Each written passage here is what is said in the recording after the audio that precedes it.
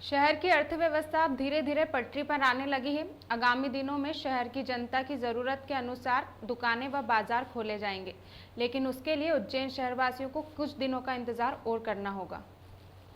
जिला कलेक्टर आशीष सिंह ने बताया कि उज्जैन शहर में लगातार सर्वे जारी है और सर्वे के चलते ही कोरोना के छुपे हुए मरीज सामने आ रहे हैं। उज्जैन शहर में कोरोना वायरस से पॉजिटिव मरीजों की संख्या 614 पर पहुंच गई है, तो वहीं कोरोना वायरस से अब तक 55 लोगों की मौत हो गई है। जिला प्रशासन के अनुसार शहरवासियों को घबराने की कोई ज़रूरत नहीं है, क्योंकि अब जो भी नए केस सामने आ रहे हैं वह सर्वे से ही सामने आ रहे हैं। ऐसे में अब कोरोना पर जल्द ही स्थानीय शासन द्वारा काबू पा लिया जाएगा। हालांकि अभी बाजार खुले नहीं हैं। बाजार खुलने के बाद ही स्थिति पूरी तरह देखी जा सकती है कि आने वाले समय में मरीजों की संख्या और बढ़ेगी या कम होगी। वहीं उज्जैन शहर में अब किसानों के लिए मंडी खोल दी गई है, तो वहीं दूसरी ओर कुछ कॉलोनियों की किराने की दुकान खोलने के निर्देश भी दिए गए हैं।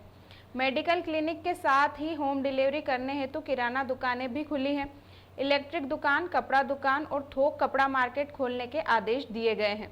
आने वाले समय में अगर कोई निर्देश प्रदेश सरकार की तरफ से मंदिरों को खोलने का आता है तो महाकाल मंदिर भी जल्द ही खुल जाएगा और बाबा महाकाल अपने भक्तों को आम दिनों के भांति दर्शन देंगे।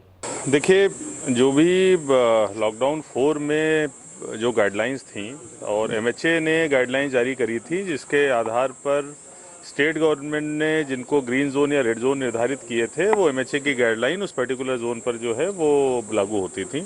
तो उसी के तहत हम लोगों ने उज्जैन ज़िले में, उज्जैन शहर और दूसरी जगहों पे कुछ एक्टिविटीज़ जो है वो चालू करी थी। और ख़ास तौर पर जो इक्का दुक्का दुकानें हमारे कॉलोनीज़ में रहती हैं, मोहल्लों में रहती हैं, उनको खोलने के ऊपर हम लोग 31 तारीख के बाद में विचार कर रहे हैं।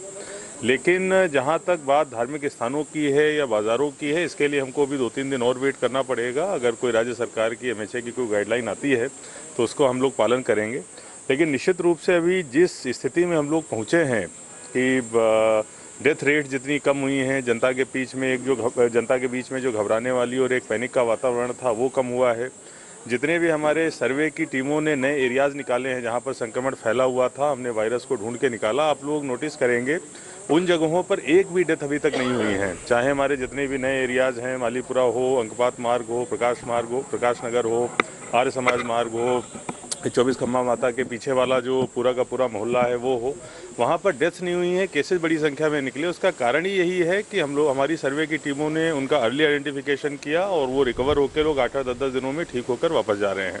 इन सारी चीज़ों में लॉकडाउन का अपना विशेष महत्व है और हमारे जितने भी केसेज हैं वो 90% क्लस्टर्स में, समूहों में फैले हुए हैं। वो ये दिखाता है कि हम लोगों ने रोड्स पे और अंदर जाके तो लॉकडाउन का पालन करा लिया, लेकिन जो अंदर के मोहल्ले हैं, छोटी छोटी गलियां हैं, उनमें लोग अभी भी मिल रहे हैं, जिसकी वजह से कोरोना, अगर एक व्यक्ति को मोहल्ले में कोरोना हो रहा है तो सभी को फैला जा रहा है।